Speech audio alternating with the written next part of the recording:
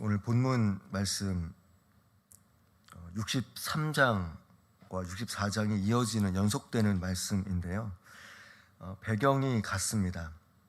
배경은 남유다 왕국 200년 후에 바벨론에 의해서 멸망당할 것을 이사야가 알고 말을 하고 있고, 또 이때가 되면 남유다의 수도 예루살렘이 완전히 파괴되고 성전도 파괴되고, 그리고 이스라엘 백성들이 바벨론으로 포로로 끌려가는 동안 또 70년 동안 포로 생활한다, 이런 말씀들 하나님의 계시를 통해서 이사야가 알고 있고 이제 그렇게 말을 하고 있는데,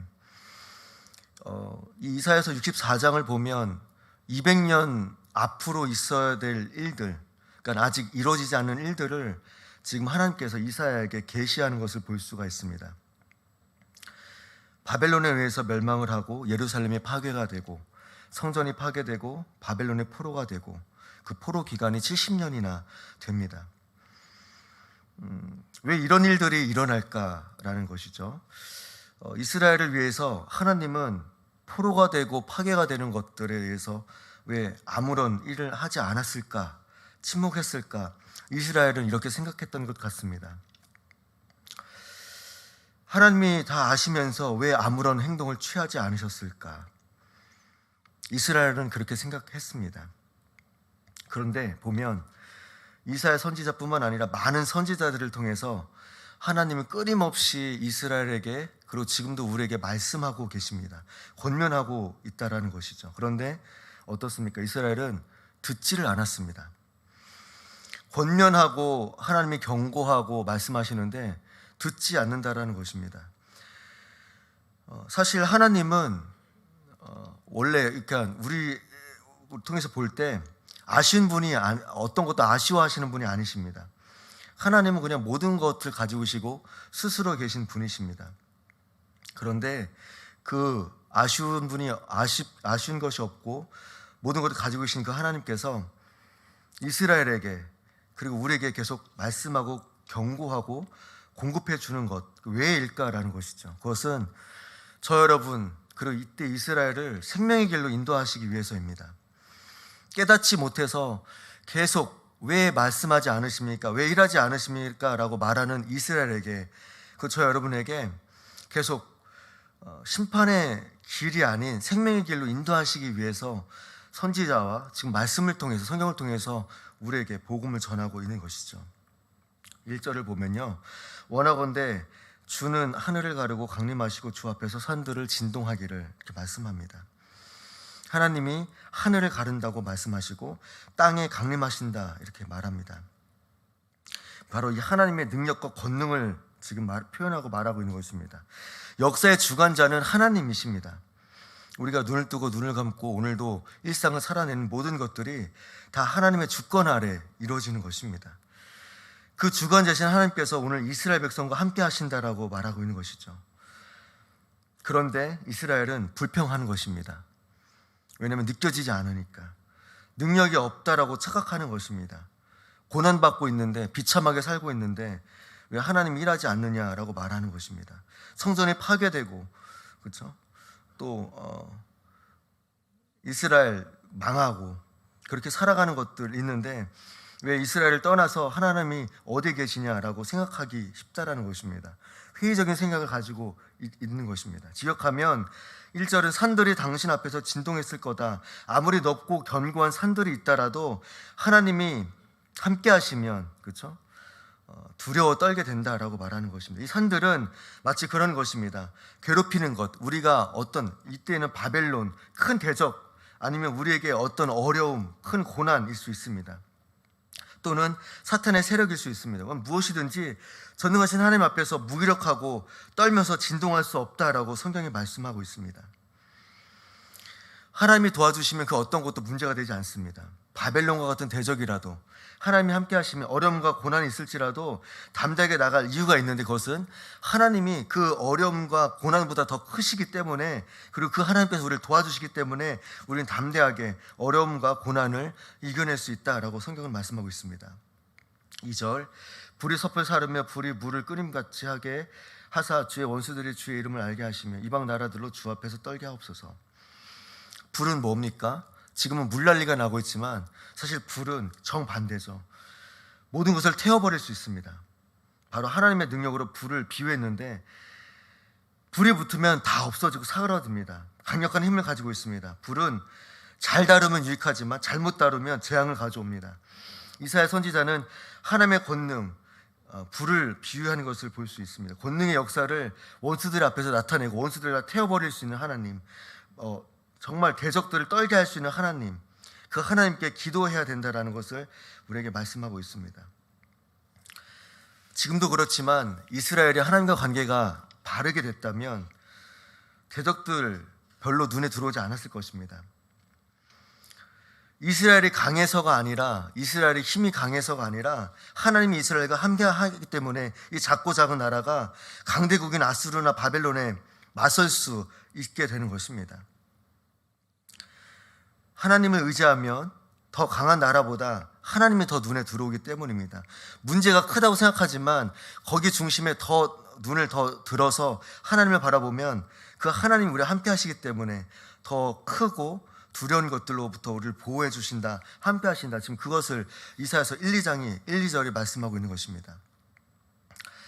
이사야 선지자는 포로 70년과 같은 이런 국가적 위기를 당할 때 하나님을 의지해서 도움을 구한다는 사실을 알고 지금 선포하는 것입니다. 국가적 위기가 있을 때 기도해야 된다는 겁니다. 그럼 어떻게 기도해야 되냐라는 것이죠. 우리가, 교회가 어떻게 기도해야 되냐, 두 가지를 좀 살펴보려고 하는데, 첫 번째로 간절히 기도해야 된다는 것입니다.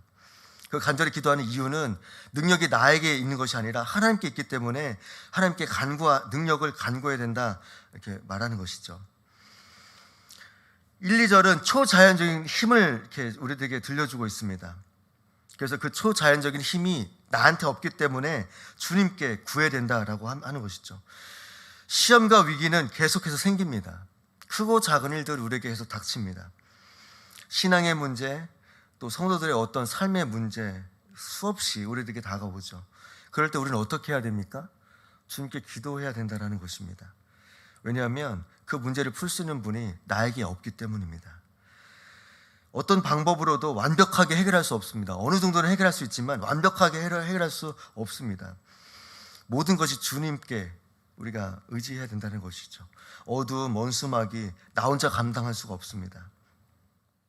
우리 주님이 그 사탄을 깨트리고 그 문제를 깨트릴 수 있는 유일한 분이시기 때문입니다.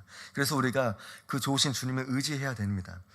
이사야 선지자는 주님 외에는 구원해 주실 분이 없다라고 이렇게 말씀하는 것을 4절에서 볼 수 있습니다. 4절을 볼게요. 주 외에는 자기를 악망하는 자를 위하여 이런 일을 행할 신을 예부터 들은 자도 없고 귀로 들은 자도 없고 눈으로 본 자도 없나이다. 전능하신 분이 하나님밖에 없다라고 지금 선포하고 있습니다. 그런데 이렇게 선포하고 주님께 기도한다라고 하는데 지금 이스라엘 백성들의 상태는 좀 이 선포와는 전혀 좀 다른 결입니다. 6절입니다. 무릇 우리는 다 부정한 자 같아서 우리의 의는 다 더러운 것 같으며 우리는 다 잎사귀같이 시들므로 우리의 죄악이 바람같이 우리를 몰아가시나이다. 이스라엘 백성들의 상태가 지금 6절에 보여주고 있습니다. 간절히 기도해야 되고 문제가 있을 때 주님을 의지해야 되는데 이스라엘 백성들의 상태가 지금 그러지 못한다라는 것입니다. 무릇 우리는 다 부정한 자 같아서, 더러운 것을 말합니다. 우린 더럽다라고 하는 것이죠. 부정한 것, 나병. 부정한 것은 또 성경에서는 나병을 말하고 레위기 11장에 가면 돼지를 또 말하게 되죠. 이렇게 비유해서 의미하게 됩니다. 부정하고 더럽다. 내 상태가 지금 주님 앞에 나갈 수 없다라고 이스라엘이 말하는 것입니다. 두 번째로는 우리의 의는 다 더러운 것 같으며, 스스로 아무로 의롭다고 하더라도 하나님 앞에서는 우리가 다 역겨운 냄새가 난다. 일상에서 죄악밖에 없다, 추하다, 이렇게 지금 이스라엘 상태가 이렇다라는 것입니다. 다 잎사귀같이 시들므로 우리의 죄악이 바람같이 우리를 몰아가시나이다. 어떤 큰 바람이 우리들을 계속 몰아간다, 우리를 들어서 옮긴다, 이런 의미를 가지고 있습니다. 날려버린다라는 의미를 가지고 있습니다. 내 상태가 더럽고 부정하고 날아가는 이런 상태라는 것이죠. 바람처럼. 그러니까 해결하지 못하는 죄악의 문제에서 계속 갇혀 있다라는 것을 이렇게 말해주고 있습니다. 이스라엘 자손이 너무 무력해서 죄악이 몰아붙이는데도 반응하지 못하고 주님 의지해야 되는데 의지할 수 있는 그런 여력도 되지 못한다, 그런 사실들을 나타내주고 있습니다. 7절에 주의 이름을 부르는 자가 없으며 스스로 분발하여 주를 붙잡는 자가 없사오니 이는 주께서 우리에게 얼굴을 숨기시며 우리의 죄악으로 말미암아 우리가 소멸되게 하셨음이니라.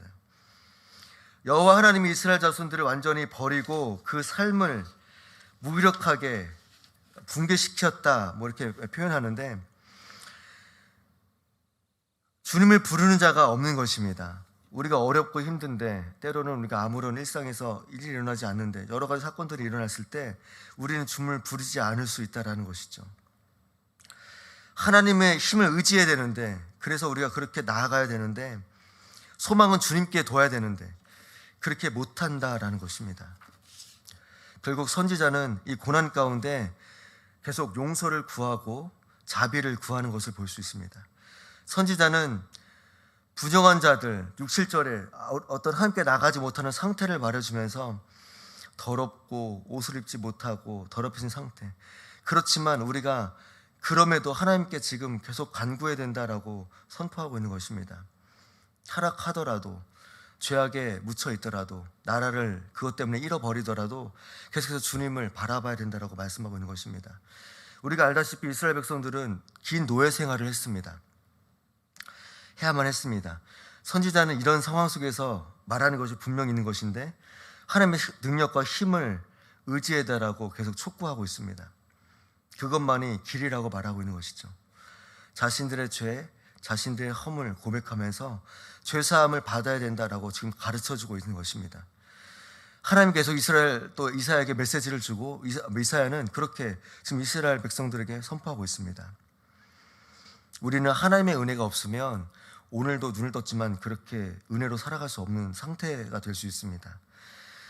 이사야 선지자는 7절에 주께서 우리에게 얼굴을 숨기시며 하나님께 은혜를 원하는 자, 그렇게 하나님의 은혜를 구하면서 갈급하면서 계속 나아가야 된다라고 촉구하고 있습니다. 우리는 오늘도 무슨 기도를 해야 됩니까? 하나님 앞에 우리가 어떤 내용으로 하나님께 기도해야 되겠습니까? 8절입니다. 그러나 여호와여, 이제 주는 우리 아버지시니다. 우리는 진흙이요 주는 토기장이시니 우리는 다 주의 손으로 지으신 것이니이다.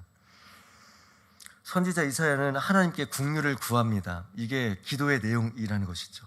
우리가 하나님께 간절히 기도하고 기도해야 되는데, 그 내용이 무엇이냐면 우리 주님이 토기장이시고 아버지이기 때문에 나를 도와줄 수 있는 분이다, 그렇게 기도해야 된다는 것이죠. 우리는 진흙이다 라고 표현해주고 있습니다. 토기장이는 우리 주님이라고 말씀합니다. 선지자 이사야는 하나님께 지금 긍휼을 구하는데, 자비를 구하는데, 그 자비를 주시는 분이 하나님이시고 시련과 극복하고 환난의 위기를 벗어나기 위해서 주님의 능력을 힘입어야 하는 것이 중요하다라고 지금 말씀하고 있습니다. 모든 것이 주님으로부터 나오는데 우리의 죄와 허물도 용서받는 것, 이것도 중요하고 더해서 주님의 자비를 구해야 된다라고 지금 말씀하고 있는 것이죠. 우리는 매 순간 주님의 주권을 인정해야 됩니다. 선지자 이사야는 우리를 진흙으로 표현했습니다. 그리고 토기장이를 하나님으로 여겼습니다. 토기장이 자신이 의지해서 진흙을 빚기도 하고 만들기도 하고 던져서 부수기도 하고, 토기장의 마음이죠. 새로 토기를 굽기도 합니다. 이 모든 것이 바로 주권, 주님의 주권을 빗대서 말씀하고 있습니다. 우리가 살아가는 이 시간과 공간, 우리는 사실 이 한계 속에 살아갑니다. 우리가 참 뛰어난 것 같고 뭐든지 할 수 있는 것 같지만 사실 우리는 한계 속에 있습니다. 그래서 자비의 긍휼을 구해야 됩니다. 이게 기도의 내용이라는 것이죠. 주님의 자비의 긍휼을 구해야 됩니다. 토기장이는 하나님이십니다. 하나님, 나를 오늘도 빚어주시옵소서. 우리의 가족과 우리의 상황과 환경과 문제를 주님 빚어달라고 그렇게 기도하는 것이죠. 이게 바로 하나님께 긍휼을 구하는 기도의 내용입니다. 기도하는데 이스라엘 백성들의 상태를 말하는 것처럼 하나님이 반응하지 않은 것 같이 느껴질 때가 있습니다. 때로는 하나님이 답답하게 침묵하는 것 같습니다. 그리고 때로는 하나님이 우리의 기도를 못 들으신 것 같습니다. 아니면 무관심하냐? 라고 생각할 때가 있다는 것이죠. 하나님은 그 응답의 때를 지금 기다리고 계실 뿐입니다. 하나님의 때와 하나님의 시간과 하나님의 의지가 분명히 있습니다. 주님께서 답이 없는 것 같고 침묵하는 것 같지만 결코 그러지 않는다라고 지금 이사야가 계속 말씀하고 있는 것이죠. 선지자 중에 최초 선지자 사무엘은 이렇게 고백했습니다. 사무엘상 12장 23절에 가보면 나는 너희를 위하여 기도하기를 쉬는 죄를 여호와 앞에서 결단코 범하지 아니하고 선하고 의로운 길을 너에게 가르칠 것인즉, 기도하기를 멈추는 죄를 결단코 범죄하지 않겠다, 이렇게 사무엘 선지자가 말합니다. 우리는 오늘도 기도하는 이유가 있어서 왔습니다. 그렇죠? 개인적인 기도와 가족의 건강과 물질의 문제와 관계의 문제를 놓고 나왔을 것입니다. 교회의 문제도 가지고 나왔을 것입니다. 여러 가지 해결해야 될 것들이 계속 일어나고, 심지어 우리가 기도 응답을 받는데도 또 다른 기도 제목이 우리에게 주어집니다. 더 큰 산 같은, 마치 바벨론과, 그렇죠? 그런 큰, 우리가 크다고 생각되어지는 문제들이 우리에게 다가옵니다. 신앙의 중대한 일들이 맞닥뜨려질 때, 때로는 절망하고 낭망하고 좌절할 때, 이사야서는 지금 기도를 하게 하고 하나님께 간절히 긍휼을 구하라고 기도하라고 말씀합니다. 그러면 어떻게 됩니까? 그 낭만과 좌절의 기도의, 슬픔의 기도의 내용이 기쁨과 감사의 기도로 바뀌게 됩니다. 그리고 그것을 우리는 응답이라고 표현하죠. 기도를 하다 보면 그냥 슬픔으로 기도하게 됩니다. 그런데 더 깊이 기도하고 주님과 교제해서 기도하게 되면 그 슬픔과 낭만의 기도가 감사와 기쁨으로 변하는 그런 경험을 하게 됩니다. 하나님께 간절히 기도하고 응답되는 순간까지 경주해 내시기를 바랍니다. 우리가 나 때 이루어지지 않는 기도도 있을 것이고, 그래서 주님이 침묵하다고 생각되어지는 기도가 있을 것입니다. 그럼에도 믿음의 선배들이 끊임없이 주님께, 주님은 토기장이십니다, 나를 빚어달라고 기도했던 것처럼 저 여러분, 우리도 함께 끝까지 그 기도의 경주를 해내시기를 예수님의 이름으로 축원합니다.